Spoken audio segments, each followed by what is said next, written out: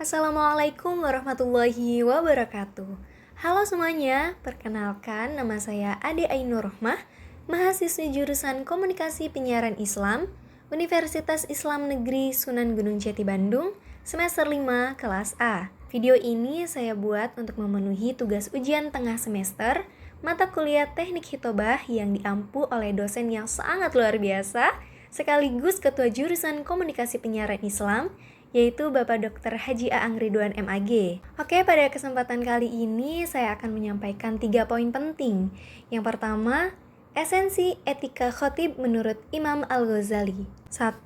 Berangkat ke masjid dengan hati dan pikiran yang tenang. Seorang khatib memiliki tanggung jawab penuh terhadap sah tidaknya khutbah yang dia sampaikan. Kemudian, seorang khatib harus memantik sekaligus memberi motivasi kepada seluruh jamaah untuk melakukan evaluasi mingguan atas kualitas keimanan dan ketakwaannya. Lalu, seorang khatib harus mampu membangkitkan spirit jamaah agar memiliki inner energy, inner power untuk meningkatkan kualitas keimanan dan ketakwaannya kepada Allah Subhanahu wa Ta'ala. Lalu, untuk tugas ini sangatlah berat karena dalam narasi Imam Al-Ghazali, seorang khatib ketika berangkat menuju mimbar jihadnya harus membawa hati yang tenang dan pikiran yang terang. 2. Terlebih dahulu sholat sunnah, kemudian duduk berwibawa. Seorang khatib setelah selesai dan memasuki masjid hendaknya melakukan sholat sunnah tahiyatul masjid sebelum ia duduk menunggu tibanya waktu sholat Jumat. Setelah sholat sunnah, duduklah dengan penuh haibah atau wibawa, dengan tidak melakukan hal-hal yang tidak berguna. Kemudian, gunakan waktu menunggu untuk mereview materi khutbah yang akan disampaikan dari awal hingga akhir. 3. Tidak berbincang-bincang dan menunggu waktu. Seorang khatib memang harus mengalokasikan waktu untuk menunggu waktu khutbah. Hal tersebut agar tugas khutbah yang bisa dijalankan dengan tenang.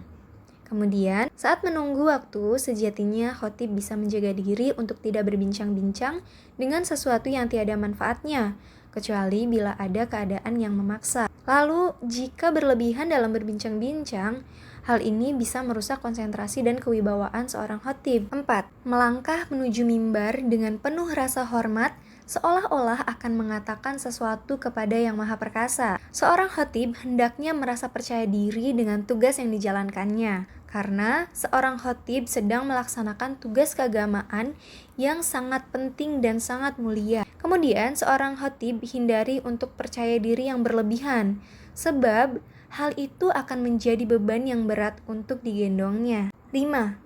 Kemudian naik dan berdiri di tangga mimbar dengan khusyuk sambil berzikir. Saat menaiki tangga mimbar, demi sakralitas khutbah, sejatinya seorang khatib ini berdiri dengan khusyuk. Hal ini sejatinya dilakukan untuk membantu mengkondisikan suasana hati untuk tulus dan fokus dalam menjalankan tugas khutbah. 6. Berputar untuk melayangkan pandangan kepada mustami dengan penuh konsentrasi. Seorang khatib harus menyapu seluruh jamaah dengan pandangan dari depan sampai belakang. Lakukan eye contact dengan jamaah untuk membangun hubungan yang respektif dan empat. Tetaplah berkonsentrasi pada tugas utama, yakni khutbah. 7. Menyampaikan salam kepada mustami agar mereka mendengarkan khutbah. Salam merupakan penanda tugas khutbah dimulai. Lakukan dengan lantang, tanpa berteriak. Kemudian, salam disampaikan sejatinya bukan sekedar bahasa lisan semata, tetapi bahasa jiwa, bahasa kolbu yang tulus mendoakan jamaah yang akan mendengarkan khutbah agar selamat, diberi rahmat, dan diberkahi oleh Allah Subhanahu wa Ta'ala. 8. Duduk untuk mendengar azan dengan penuh rasa takut kepada Yang Maha Kuasa. Mendengar azan dengan penuh tawadu dan menjawab seruan azan dengan suara yang lirih namun penuh energi. 9. Berkhutbah dengan penuh tawadu. Ketika menyampaikan khutbah, hal yang dititipkan oleh Al-Ghazali adalah tawadu. Isi dari khutbah yang disampaikan, janganlah memantulkan anasir-anasir keakuan dan keangkuhan diri. Lalu, materi khutbah jangan memancarkan riak-riak kesombongan seperti menghakimi, merasa paling benar, menyalahkan, atau menganggap bodoh orang lain. Jika hal itu terjadi, akan menjadi tirai yang menghalangi penerimaan jamaah atas apa yang dihutbahkan. Hutbah, kata Al-Ghazali, harus disampaikan dengan kerendahan hati. 10. Tidak menunjuk-nunjuk dengan jari. Seorang khatib sebaiknya tidak menunjukkan sikap sombong atau arogan, baik yang tercermin dalam kata-kata maupun dalam bahasa tubuh. Kemudian, penggunaan jari jemari untuk menunjuk sesuatu atau seseorang sebagaimana biasa dilakukan dalam orasi politik harus dihindari selama khutbah berlangsung. 11. Merasa yakin bahwa yang disampaikan bermanfaat. Materi khutbah dipastikan berisi tentang hal-hal yang bermanfaat. Kemudian, seruan untuk menjadikan momentum Jumatan untuk meningkatkan kualitas keimanan dan ketakwaan dengan ragam ibadah yang kualitatif sejatinya menjadi fokus bahasan khatib.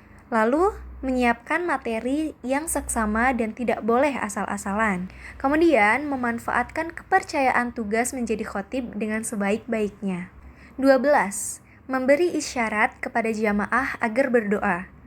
Ketika sampai pada doa, khatib sejatinya memberikan isyarat berupa mengangkat tangan dengan tujuan jamaah mengetahui dan mengikuti khatib sembari mengaminkan doa yang dipanjatkan.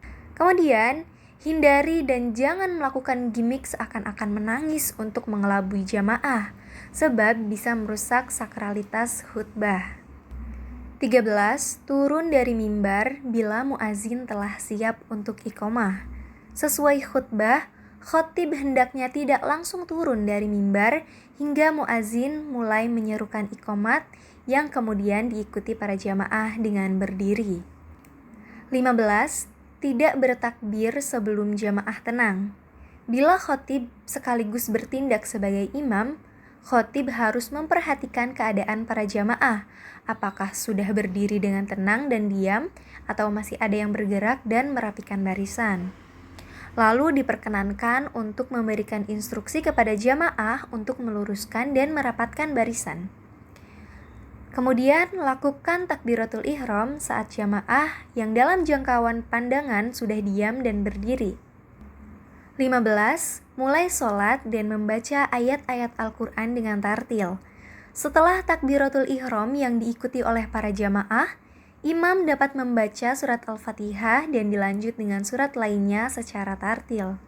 Masuk ke poin kedua, yaitu unsur-unsur utama dalam proses kegiatan khitobah yang harus dimiliki oleh khatib dan jamaah.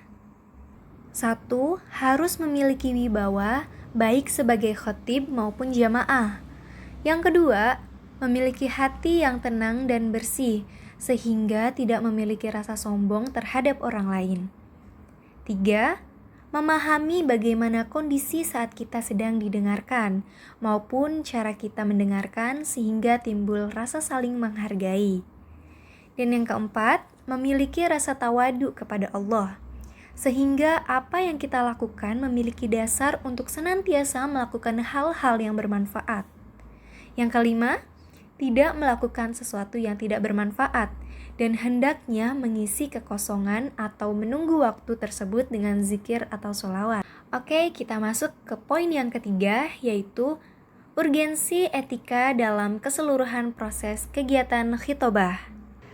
Etika memiliki urgensi yang cukup fundamental, karena etika merupakan sikap dan tingkah laku yang akan menentukan akan dihargai atau tidak oleh orang lain, akan dipandang remeh atau tidak oleh orang lain.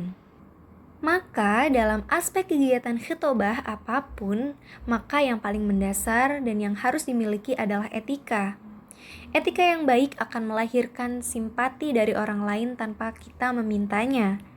Etika yang baik akan menghantarkan apa yang akan kita sampaikan dapat diterima atau tidak. Wallahul muwaffiq ila aqwamit thoriq. Wassalamualaikum warahmatullahi wabarakatuh.